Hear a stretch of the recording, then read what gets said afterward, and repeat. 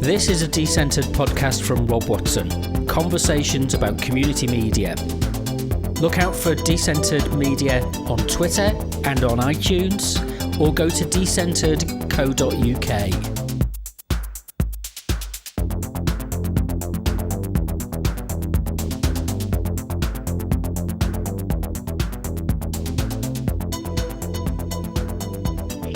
Saturday the 13th of February, and this is Decentered Media with the Doc Media Centre. I'm Rob Watson and this is John Costa, and today we're celebrating two things: the 100th episode of the Decentered Media podcast, but also World Radio Day. And we're going to have a series of panel discussions, conversations, chats, nothing structured and nothing formal, just a group of friends meeting each other and getting to know each other across the day. And I'm really grateful for the support of John and the Doc Media Centre for helping facilitate this for today. And this first session was loosely called Strengthening Social Gain. And I'm joined by Dr Siobhán Stevenson. And we had a conversation yesterday, and she was telling me that she's still a bit embarrassed about being called a doctor. So I told her off. And so you've got to refer to her as Dr. Siobhán all the way through this. No, it's just... You've earned it. So, and we're very proud of everybody who makes their achievements. But we're also joined by Juan Pardo, Leona Fensome, Charmaine Burton, and hopefully soon, Rachel Ann Charles, and hopefully soon Charmaine Burton. How is everybody? Good. Well, Great. Okay. So the question is, first of all, I suppose, Siobhán, just to encapsulate for us, we're talking about one of the defining features of community radio is its social gain elements. What tell us what it is in a nutshell. We don't want the PhD thesis, but in a nutshell, what is social gain and why does it matter? And then we'll bring people in to kind of give examples and to share their experience of that. Rather embarrassingly at this point, I didn't press the right buttons. Too much coffee, not thinking straight, so I missed out the first part of what Siobhán was about to tell us in terms of community radio and social gain. But we join her a couple of minutes later where the conversation starts to move forward. So apologies for that. My fault entirely. We'll try and rectify this in future episodes. Community media is because actually they're just, they've been involved in community media or community radio, and they have a love for it, and so they come to study it. And sometimes that turns into a PhD because you build your confidence the more you're involved in community media. And for all of the women, I'm not being sexist in any way at all, but for all of the women on this panel, they've all kind of sought education and sought that kind of qualification after the fact, I think. So after having some kind of experience of community media. So anyway, I won't give you the PhD version, but last time I did the Decentered Media podcast was just after I'd submitted the thesis, and my head was swimming with stuff that I just couldn't stop thinking about because I knew they were going to examine me. So I couldn't remember the fourth criteria of social gain. Now, for anybody that doesn't know, social gain is a criteria which is written into community radio licenses in the UK, and every station has to demonstrate it to be able to retain their licence. So you get your licence based on a demonstration of social gain. But I couldn't remember all four because my head was swimming with everything that I'd done. So I'm going to clear that up right away because I've written them down today. So the first one is the provision of sound broadcasting services to individuals who are otherwise underserved, the facilitation of discussion and the expression of opinion, the provision, whether by means of programmes or education or training to individuals not employed by the person providing the service, and the better understanding of the particular community and the strengthening of links within it. So those are the social gain criteria that are laid out in community radio licenses in the UK. I believe that every single person on this panel is demonstrating a version of social gain. And that's why I was really excited to get on the panel, to co-host the panel with Rob, but also to start the discussion. So I'll just go round again and just say hello to everyone. And then I'm going to get you all, if possible, to introduce yourself and tell us about the work you do. So first of all, we've got Dr. Rachel Ann Charles, or Rachel Ann, as we like to call her.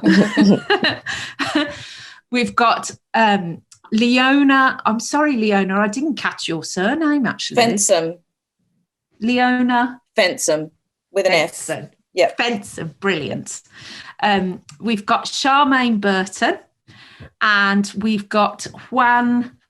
What's your surname as well? Look at me, I'm a terrible presenter. Sorry. Pardo. Fantastic. So we'll just go for, and obviously we've got Dr. Rob Watson and John Costa in the background, and I think they're going to jump in when they can, if they can shut me up for a bit. So here we go. So if I just start with who's at the left-hand side of my screen, and we kick off with Rachel Ann. Do you want to tell us about the work you're doing, Rachel Ann? Sure, I'm happy to start. I think, well, just going back to give some context, and one of the reasons why I was so intrigued by community media is firstly studying it at the University of the West Indies in Jamaica, Mona campus. And as a Trinidadian, you know, getting immersed in community radio and going around in Jamaica and finding out a lot about it and learning about it from my lecturer, there was something in me that initially just said, you know what, mainstream media is no longer a thing. And I really developed a passion for community media. And that was how many ever years ago. So I think probably about 12 years, something about that, or maybe more. And so that's where the passion came from. And ever since I sort of set up structures locally back in Trinidad and Tobago to carry out community media projects that cater to the needs of at-risk or marginalized, which is a preferable word, marginalized young people in pockets of Trinidad and Tobago, as well as in the secondary schools within that context. So that's kind of where I started out, and thought that I would, you know, develop an academic life and all of that. But it's come full circle, where today I'm actually doing a podcast and developing a podcast around the Caribbean diaspora community around the world. And it's really interesting to focus that podcast series around migration stories and listening to a lot of stories about Caribbean people moving and the reasons for moving. And it's grown into something so beautiful. And it's a community in all sorts of ways. And going back to what Siobhán was talking about in terms of social gain, I see the podcast as something to strengthen the Caribbean diaspora community, because a lot of times we feel isolated, especially if you've migrated, whether you're first generation, second generation, whatever type of generation migrant you may be. But I feel that the Caribbean diaspora, as I set it up, and is to serve that purpose of creating a space where we can talk about the challenges as well as the beautiful things that we experience when we migrate to different parts of the world. So that's me. Wow, thank you. I'm just going to come on to Charmaine, because there is a kind of indirect connection in as much as here in Birmingham, which is where I'm based, and obviously Rachel Ann is now based, and Charmaine as well. There is a fantastic community radio station called New Style Radio. And Charmaine is a politics graduate and an activist, and has a a political show on New Style Radio, which I'll let her tell you about. But Charmaine, do you want to tell us about some of the work you've done and what you do? Okay, so how I got into community radio, I was actually invited to do some political journalism on another show. It wasn't something I knew about or had thought of entertaining on my own. So I took that opportunity. And then from there, I always saw it as a bit of a hobby, actually, because, you know, being an activist, being interested in politics, studying politics, I just wanted the world to love politics as much as I did. So I'd have people to talk about it too. And then as time grew, and because of the background that I did have, I knew and wanted the community, the African Caribbean community predominantly, because that's our target audience, we're a Black-led radio station, to engage in politics and to understand how important it is that their voices are heard and their votes are casted. And then I developed a show called Different Angles of Society, which is now called Different Angles because everybody's telling me the name was too long. So I cut it down to Different Angles. And my little blurb about it is it's politics, politics, politics with a dash of current affairs and a twist of music to help the politics go down. And we focus very much so on getting those who are influential in the political arena and others to come onto the show to talk to the listeners. So the listeners have access to them and they have access to the listeners in a safe, transparent environment. So over the past year, I should say, I have been looking at the elections that are going to be taking place in May. So that's the West Midlands Police Crime Commissioner and also the West Midlands mayoral election as well. So I've just completed the West Midlands Police Crime Commissioner one about 6 weeks ago, and I've just completed the mayoral one a couple of weeks ago. And now I'm actually doing a series with Birmingham City Council's cabinet members, which is a 12-week series. 99% of them have already confirmed, it's all booked and everything's in place. And it just really is about just educating the community.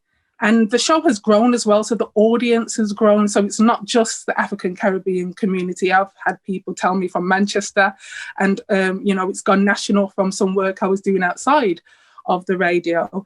And it really is about meeting the community where they are to bring them to the place where is more desirable to engage in the political arena. So we've interviewed MPs, we've interviewed lords and others in the political arena, plus a whole host of community activists. And then, it's grown into other stories and things like that as well. So that is what I have been doing. We do hostings as well. We do live hostings. We've worked with organisations to do live audience shows. And I feel that now, I feel like I've had a re-energizing around it because I've been doing it for a long time. And, I'm ready to actually look at it a bit more seriously in terms of a career, which I didn't look at before. I was looking at other things.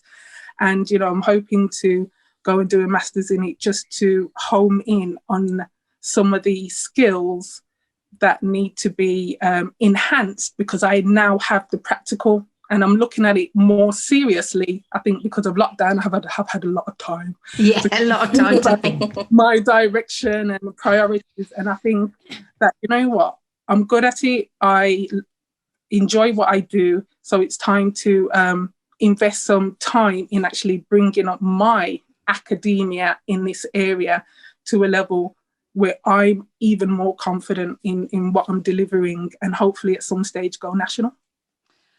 Well, I should just say, actually, Different Angles is like a gorgeous example of community media at its best because it does exactly that. It opens it up to people who might feel a little bit apprehensive about sharing their political views but then they get the opportunity to talk to a counsellor or something like that. And, you know, they begin to see the issue in context and get responses. So, you know, we'll make sure that we give you the link to that and you can check it out later on. So thanks, Charmaine. I'll just come to Juan now because you're on my screen next. So can you tell us about the work that you do? Oh, it's interesting. When you were talking, I was thinking, how do I get involved with community radios? Something that even Rob doesn't know, but I was just thinking, I forgot to mention that, and I could have showed my age as well. In 1987, 1988, and some of you may have been really, very young at that time, I participated for the first time in independent radio in Madrid. They were in the border of being radios that were not illegal. It was a democracy, but it were really emergent. And it's interesting that almost 30 years later, still there with very much similar issues. So I participated in a couple of radio stations that were in Madrid, and the sort of things that Siobhán was saying very much were similar things. I mean, I don't think there was an understanding of social gain as such, but there was a purpose. And the purpose of all those radios were not just entertain, but to provide information that perhaps it was at least perceived it wasn't provided through the normal media. And that was something very, very important. And it had its strong audiences. I think what happened since then is some of them have amalgamated and become quasi-commercial. And I think they lost part of that spirit. So 16 years ago, I got involved again through a different job I had. And I supported different social enterprises and community enterprises. And through those, I supported, I think, two of the first ones in Leicestershire, if I remember correctly. And I got quite interested on that sort of world. Again, I didn't know too much about the social game, but I think it was quite important. And from the people who got these initial grants, it was something that they did have in mind. How you communicate with communities. And that's the angle I put it in. My work is with Leicestershire County Council, but it transcends this, which is why I'm here today, transcends my role in the sense that I think it's got a role and it's got a purpose. And through my work, I start to see that's the connection, if you want, that's a full circle between 1987 and now, that there is an interest, and perhaps because of the pandemic, on better understanding and connect with the voices of people. So a very simple and quick thing that quite surprised me was the extent of volunteering. In some instances, up to 50% more than it was before. And that created a lot of stories. That created a lot of additional communication which wasn't there. And it's very truthful as well.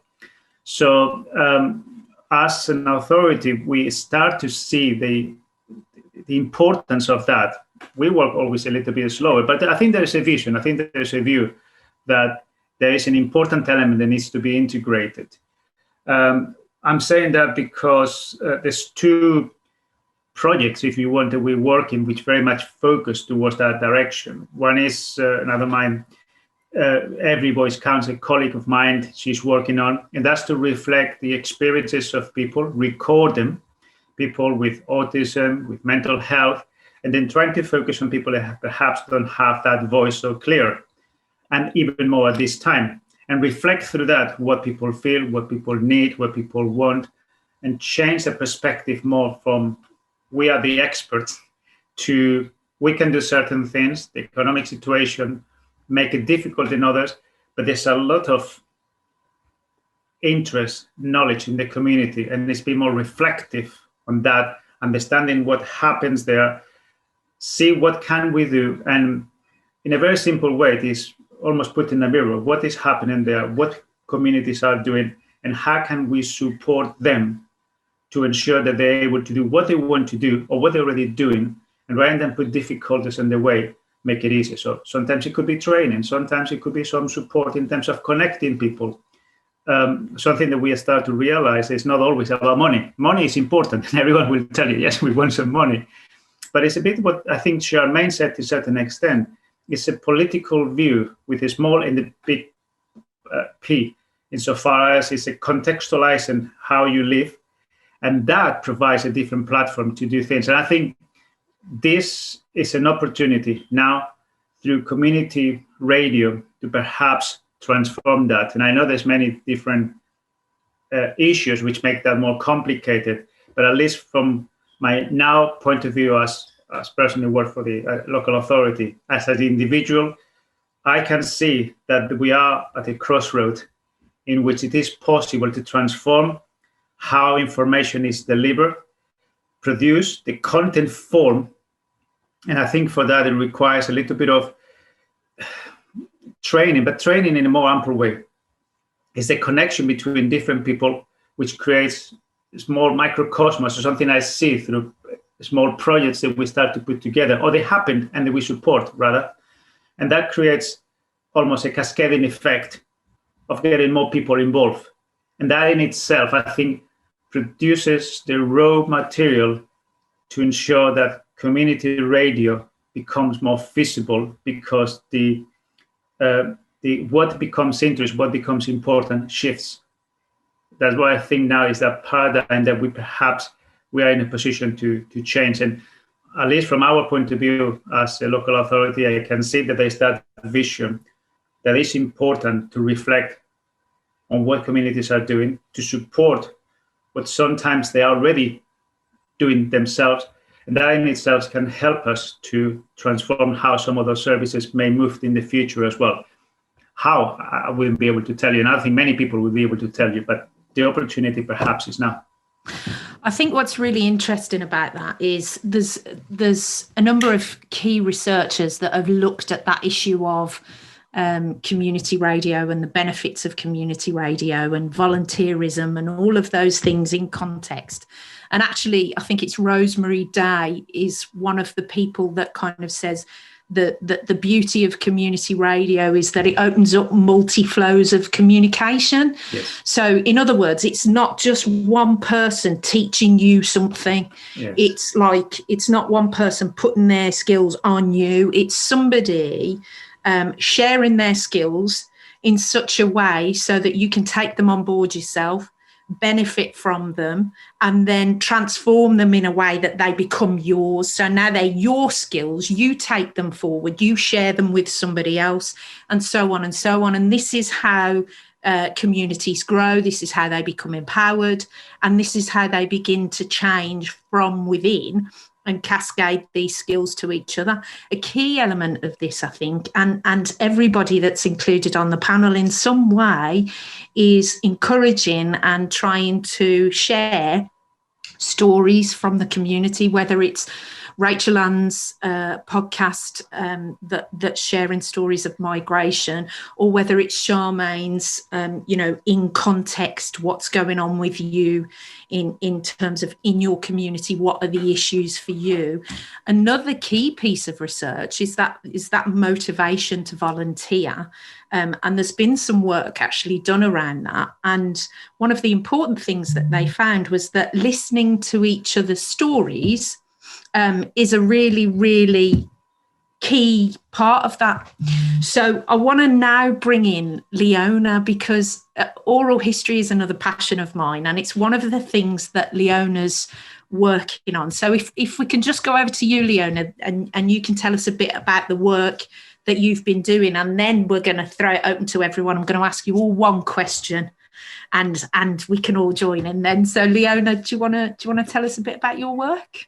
Sure, yeah. So to set the context, I'm Australian, and about 8 years ago, I was working as a freelance features journalist in Australia. So I was in women's consumer magazines, and I was a music journalist, so specifically independent artists. And I'm a mature age student, so I came to my undergrad degree very late in life.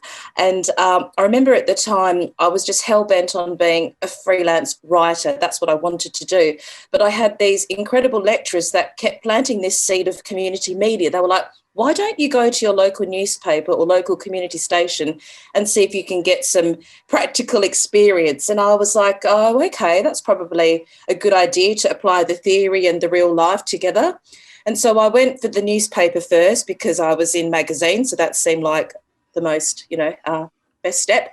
And unfortunately, no one got back to me, or maybe fortunately no one did. So I went to my local community station that I'd listened to as a teenager, and I had this vision that I would be on the music side. So I would stack CD shelves and do these things and just be happy to be in there. So the operations and the volunteer manager at the time said to me, "Oh, so, you're doing a communications degree, a journalism degree. Why don't you volunteer as an assistant producer?" And I said, "Well, what's that?" And he was like, "Well, we have these talks programs, and you could go out and do interviews, and you could work in that environment and things like that." So it was really quite amazing, my journey. I fell into community radio by a handful of people that saw potential in me that I didn't see.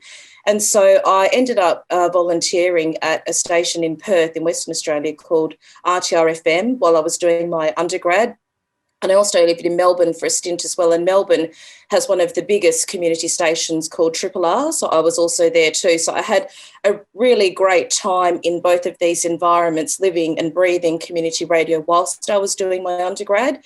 And so it gave me incredible experience, because I went from volunteering as an assistant producer to being mentored by the talks producer, who was a ABC producer as well. So ABC, for people that I'm sure people know, but ABC is like the BBC of Australia, Australian Broadcasting Corporation. It's the public broadcaster. I moved into an acting talks producer role, then talks producer. So it really sort of set the scene for me. And when my husband and family and I emigrated to the UK in 2017, I started to do my honours, and my honours topic was looking at technology and volunteer radio production within community radio. So how was technology either impacting or, making it more positive for community radio volunteers to engage with their audiences and the type of content they produce and things like that. So as I'm based in St Albans in Hertfordshire, I went to my local community station and I was able to start volunteering there.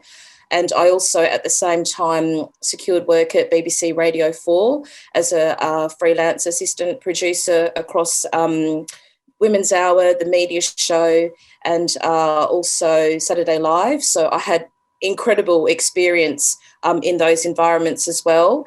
And just also in terms of social gain, I think when I reflect on it, for me as a features journalist, the thing that I guess is really important when I look at what I do, which is magazine format radio, and having done long form features, is I'm inherently fascinated by biography and meaning and the value of people's lives, no matter ordinary or high profile. That's quite a driving force for me.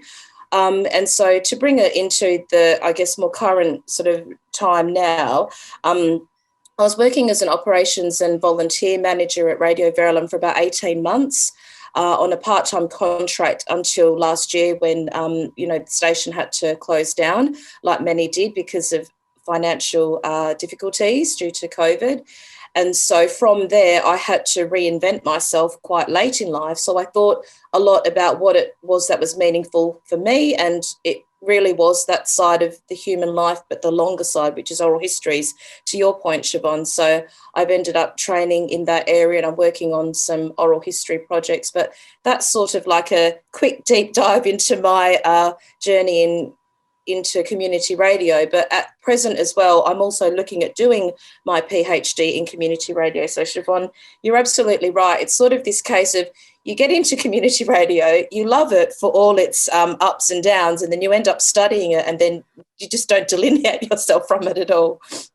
Yeah, I think exactly that. I mean, we've all done that, Charmaine's now talking about going on and doing a master's as well to add to the politics degree. I think it's unavoidable. But we're running short of time now, and I would love to continue with this discussion. But because we've got a limited time, I think what I'm going to do is I'm going to throw it open to you, and I'm going to ask you all what you think the role of community radio and how you think social gain, what role has social gain played given the current circumstances and the last 12 months of us living through a pandemic? Why is it important? And what is it doing that mainstream media isn't doing? Now, you can argue amongst yourselves about who jumps in there, and I'm not going to stop you. Well, that in itself is a PhD thesis. I think it's not straightforward, and I think for my experience is that it's kind of multidimensional. I think the one thing I've learned is that we've got to look at this holistically. Social gain is about economic gain. It's about civic engagement. It's about democracy. It's about health. It's about learning. All of these things have to be looked at, and I'm that word that's popular at the moment of intersectionality. This is a point where things intersect.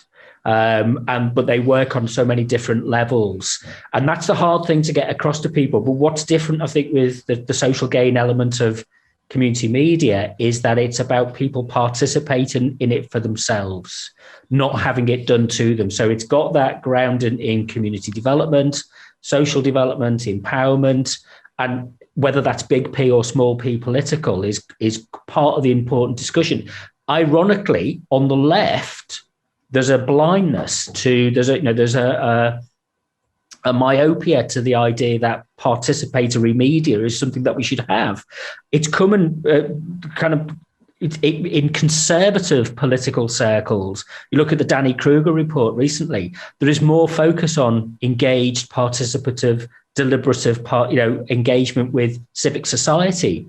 But whenever you see a report discussed about this, our media isn't mentioned in it.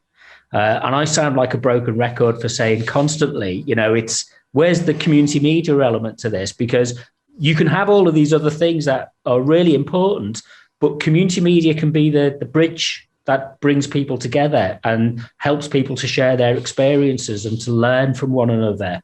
It isn't just meetings in rooms that are kind of then siloed or put in a bottom of a drawer of a filing cabinet and forgotten about.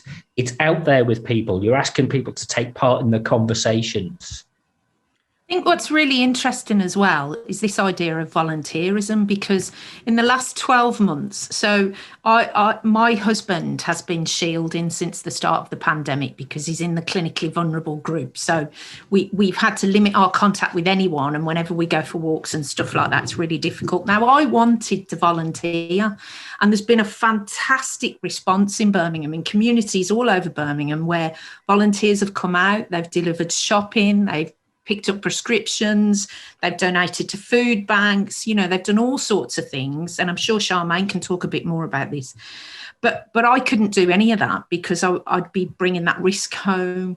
So actually, one of the ways that I could help, and I did volunteer, was to work with the Wheelchair Football Association, because you've got a group of disabled people who suddenly, a group of athletes actually, who suddenly couldn't go and train. They weren't allowed to see their friends. They weren't allowed to go out. They weren't allowed to play the sport they love. And some of them are like, in the same way, you've seen people doing online YouTube things and fitness videos and all of this. Well, that's a bit more difficult if you're trying to do that in a chair and you have a limited amount of space. So to be able to actually share stories, relay to each other what's going on, again, is another aspect of volunteering to bring those people together. Can I come from what you're saying? 2 or 3 things came to my mind at the same time. It usually happens. One is something that Rob said, and I don't know if anyone has caught into that, whether there's something possible, and I'm talking here perhaps with less experience directly working in the radio itself. But my first one would be whether there is a room for the community radios to work closer to more mainstream media, rather than sometimes seems to be that there's a separation between the one and the other. I like radio a lot, and I'm usually on the Saturdays I listen to a program in the Spanish radio. There's about the stories, incredibly powerful. Some of them about the Civil War, some of them about very, very good stories. I think on the one hand, there is a bridge there that perhaps sometimes is not put together, or things are completely separate. And I think there's a mutual learning. That's one thing that I was thinking as Rob was saying that. The other one, very quickly, is the use of technology. I think someone else mentioned before. And I think that has been what the capacitator of some people. We have provided some support through money to people that through Zoom and I see some of the feedback, they say their life has changed as a result of that at this time, because the people who were looking forward for that time, like we do it now, that they can communicate, dance with each other, talk to each other, is using that technology in a way that can bridge the future by being now, and allows those voices that count. I think one of the main things on that social game, to me, above everything, is voices that count. I will call it like that, because those voices are usually not counted and put usually in the periphery. So if I combine those three things, on the one hand, I think it's about the bridge with conventional media. I don't know exactly how, but both provide a level of support and a level of service, even though they are completely different in some instances. But there is something there. The second one is those voices that count, which community media can do very well. And I think ultimately I could see that in the future. So mainstream media learn from community media, because that those angles that allow us to do that. And it's a growing together. It's not separated from each other. And I think that may be happening in the future, because the way we're looking at news, information, all these platforms really give you the capacity to do things in a very individual basis, which before it was only just 1 minute. So that learning, which I think has started happening already, but perhaps as most of the times, most of the changes that are happening, we don't see them because we live in them. We are living on it, and it's difficult to get that perspective. But I don't know what you think about that connection between mainstream media, radio in this case, and community radio. I would say, in terms of my station, we've had, some of our younger presenters that have gone on to move into national media and left the community radio scene, although they still have an empathy and a heart for it. They're focused now, and their jobs are in national. So it'd be interesting to see if there could be that kind of crossover. I think also through my experience, I've been doing my show for about 10 years now, and it's completely voluntary. In fact, I would say that I probably fund my show, and what it is that I found is that as I was building it over the years, I was in a lot of the places where the national media were, and they were shocked to see me, and I was just happy to be there, if you know what I mean. But as time has gone along, I think this past year has really shown me the importance of community radio, because we are the community and we are on the radio. So mainstream might have the reporters coming in and doing this and this and that, but we actually live it. We hear things that they would possibly never hear. We can, organize shows to explain something in the right context for the listeners, and be able to have a bit more flexibility than possibly national as well. And, the way that the listeners would possibly, speak to us or call in or through social media will talk to us is, I believe, in a different way than if they were approached by a national. And on our station, we've been able to, really keep our communities company through this. And, even though my show is, it is very political, and, but the fact that I know that I love music, my listeners love music, I can just drop the music in there, we can all have a little bit of a bop and have a time out and then get back to it. It just allows, community radio allows for something that national doesn't possibly have the space for in the same way, because it's raw, and we are the people who are talking to our own people. We're not these professionals in that sense. That can sometimes be a little bit daunting for individuals, and we are able to create our program in a way that can that grows with the audience. So I've grown with my audience. My show has grown out of our target audience into many other audiences. So I've been able to tap into having conversations with, this wide audience and bringing it all back together so we can have the conversations. So I think community radio is sometimes treated like the poor cousin. Yeah, and when it's not. It Yeah. needs to be in a different space and categorized, and maybe that's something that our local government and national government need to kind of look at, because we don't want to we don't want to just see it as a voluntary thing as well, because I think the funds need to be there, because it's a lot of work that's put into organising a show. I'm just really conscious of time, and Rachel Ann, I can see you sitting there really patiently waiting to come in. Do you want to jump in and... I think because of time, I'll try to keep my comments very brief. But I think based on my observation, obviously not directly working within the community radio, but more so wider community media, I think there's a reframing of what we have been seeing and knowing as community and how that's been defined for a while. So I think it's paying attention to what community means within a contemporary sense. And it's going beyond that geographical boundary, going beyond that sort of, that niche community as we know it, and where we actually speaking to the globe as we're speaking to a very, very close community to us. So I think it's paying attention to what that means now for us, especially as when we look at the way boundaries, national boundaries have been sort of closed, and local boundaries, regional boundaries, and every sort of, there have been boundaries put up in every sort of the way. So there's a sort of a widening of the community. There's also a sort of a closing in. So two things are happening at the same time, and it's kind of beautiful to observe.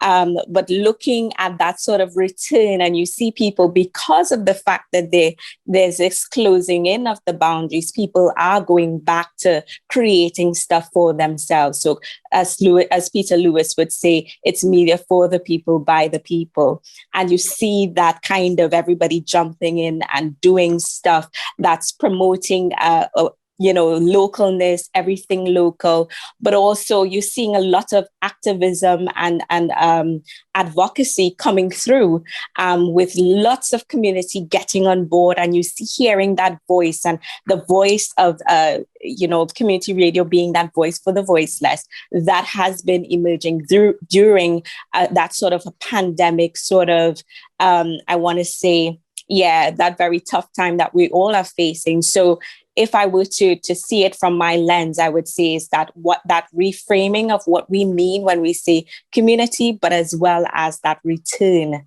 to the real sense of what community means within the practice of community. Sorry, Leona. You go. Unfortunately, we can carry on talking for hours, but we're out of time. I'm going to have to call it. I feel very Radio 4 at this point. I think the conversation's absolutely fascinating, and I think one of the things we can do is follow on with maybe some longer podcasts where we get into these issues in more detail. So I'm going to say thank you at this point. If you've not said every point that you want to say, we're going to create the space afterwards, I think, to follow on. All the links that people have sent me for their shows and their podcasts are up on the Decentered Media website. They're on the blog post, and I'll kind of arrange them a little bit more easily for to make them accessible as well.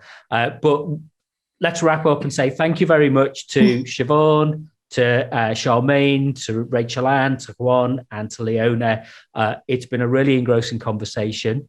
I've now got to go and get ready for the next one, which is going to start at 11 o'clock. So thank you very much, and take care and stay safe, and enjoy the rest of your day. Thank you. Thank you. Me too. Thank you, everyone. Thank you. Bye. Bye.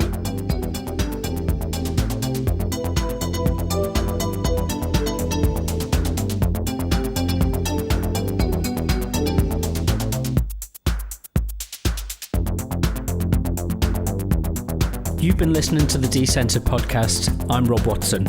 If you want to find out more information, contact me on Decentered Media via Twitter or go to decentered.co.uk.